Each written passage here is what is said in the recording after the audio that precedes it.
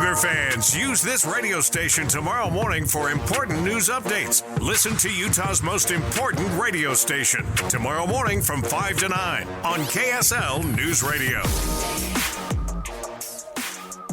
Welcome back in. It's Cougar Nation. Matt Baiamonte, Mitch Harper, sponsored by Central Bank.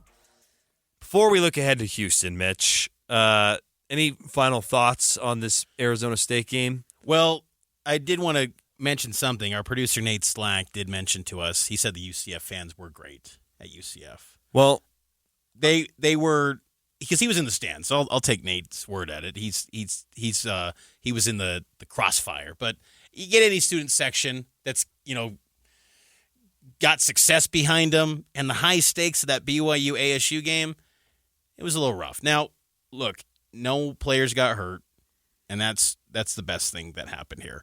And I just don't think it's necessary to just curse at someone. I hate when the smack talk involves vulgar words, profanity, and questioning someone's religion. I hate that. Just make it about the game. Make it about the team. Like, we beat you. Like, we own. Like, welcome to Tempe. Just something about the game. Don't question people's, faith or what they believe in. I hate that sort of smack talk. But it makes you wonder too. That's what comes with, I guess, BYU, and that's why BYU.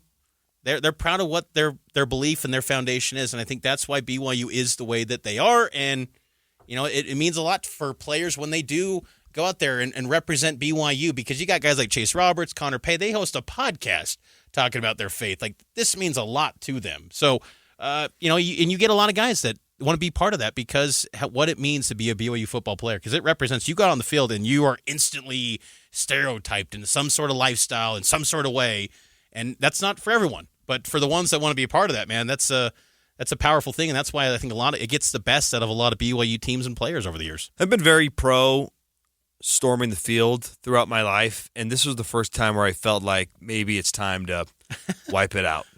I'll be interested to see what sort of fine, if any, comes from this. If any, if there is no fine, that is pathetic. Probably it's have to have pathetic. some sort of fine, yeah. Absolutely. The leak is a fine in of itself that came from allegedly an ASU staffer. Yeah, we don't know who it was from. It wasn't from a BYU person. Not necessarily like a coaching staff or something, but like maybe security. Yeah, security or stadium staffer. Don't know. Yeah. Don't know, but I feel confident saying it did not come from a BYU personnel. Yeah, I would assume so. The security was, for lack of a better term, pathetic during the storming of the field. There was no effort from the security to really effort people off the field. The players were helping get people off the field. It just, there has to be a fine. It was a complete mess at the end of that football game. And you could tell in the post game, Connor Pay, Chase Roberts, they want a second crack at ASU. So if it's up to BYU players, they're taking care of business against Houston, and they're hoping that Iowa State falls to K-State and ASU takes care of business in the Territorial Cup, and they get a chance at the Sun Devils, because you add in all the stuff that we were just talking about over these last two segments here, and you throw that in Arlington with a shot of the college football playoff and a Big 12 title, whoo, baby, that's going to be as intense as it gets, and I'm here for it. I love that. And that would be awesome. And you know what? That's what I want, Mitch. BYU fans, it would be 70% BYU fans. They would totally outdraw. I mean, that stadium on Saturday, BYU fans, I think ASU folks were like, whoa, we didn't realize how much blue you guys gobbled up in September and October will be well before this ticket became a $300 ticket. So BYU fans showed up in big numbers, and I was bummed for that too, that Cougar Nation showed up in such a large quantity and numbers, and that was the performance they got in the first half. It was a little bit discouraging. Yeah, it was discouraging, and I am a little encouraged, though, that maybe some things were found in the second half. If you can double down on that. I mean, they held Arizona State to 2 yards per carry in the second half, and offensively, they finally started to move the ball with the tempo.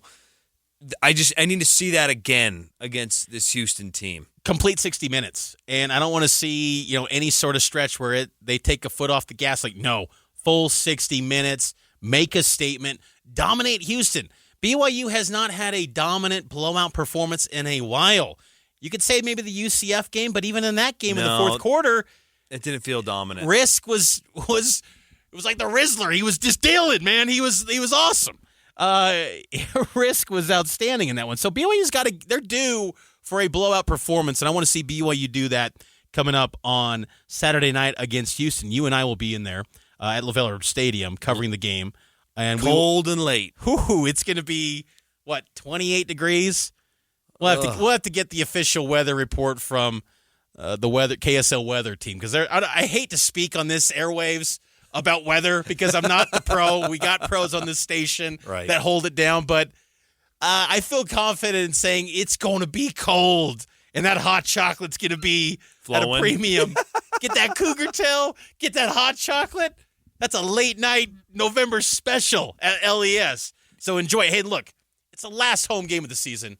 Show up, be proud, and should be a lot of fun. Great senior class, too. I mean, to pay your respects to Tyler Batty and others, I think it's well worth the trip. Bundle up, too. This is the last home game. Think about this. For 9 months? Yeah, last home game until Portland State next August. You treasure these nights. We'll be in May going, man, I would just give anything to have BYU Portland State. So appreciate these moments.